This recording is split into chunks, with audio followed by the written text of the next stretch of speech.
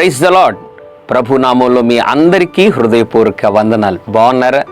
ఉదయకాల సమయంలో చాలా కాలంగా నీ హృదయంలో ఒక ప్రశ్న ఉంది కదా, అందరూ బాగుపడ్డారు, నేను నా కుటుంబం యేసు ప్రభుని నమ్ముకొని కూడా చాలా అడుగంటిపోయినటువంటి స్థితిలో ఉన్నాం, పడిపోయిన వారుగా ఉన్నాం.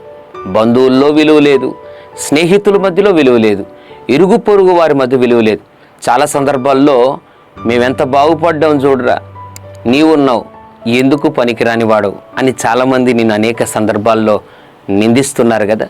దేవుని బిడ్డలారా, ఇటువంటి మాటలకు ఎప్పుడు కూడా నీవు కానీ, నీ బిడ్డలు కానీ, నీ కుటుంబం కానీ చింతించకూడదు అని ప్రభు మాట్లాడుతున్నాడు.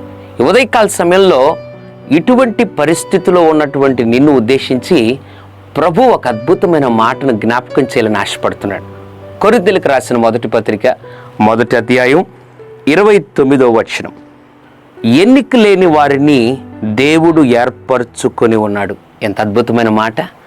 లోకంలో ఎన్నిక లేని వారినంట దేవుడు ఏర్పరచుకొని ఉన్నాడు. ఎన్నికైన వారిని కాదు, ఎన్నిక లేని నిన్ను నన్ను దేవుడు ఏర్పరచుకొని ఉన్నాడు.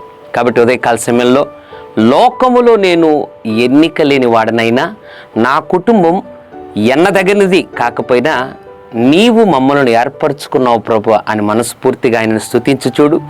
రానున్న దినాల్లో దేవుడు ఏర్పరచుకున్న నిన్ను, నీ కుటుంబాన్ని దేవుడు ఆశీర్వదించి గొప్ప కార్యాలు నీ ద్వారా ప్రభు జరిగించబోతున్నాడు.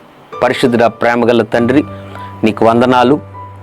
నేను దేనికి పనికిరాను, ఉపయోగపడును అని ఎవరైతే చింతిస్తున్నారో వారిని ఉద్దేశించి మాట్లాడారు. ఎన్నిక లేని వారిని నువ్వు ఏర్పరచుకున్నావు. అవును ప్రభు, లోకంలో ప్రభు ఎవరైతే ప్రస్తుతం ఉదయకాల సమయంలో ఈ కార్యక్రమము వీక్షిస్తూ ఎవరైతే చింతిస్తున్నారో వారిని బలపరచండి. వారిని ఏర్పాటు చేసుకున్నానని మాట్లాడినందుకు వందనాలు. ధైర్యపరిచి ఇటు విశ్వాసంతో ముందుకు నడిపించమని యేసు నామములో ప్రార్థిస్తున్నాం తండ్రి. ఆమెన్. God bless you.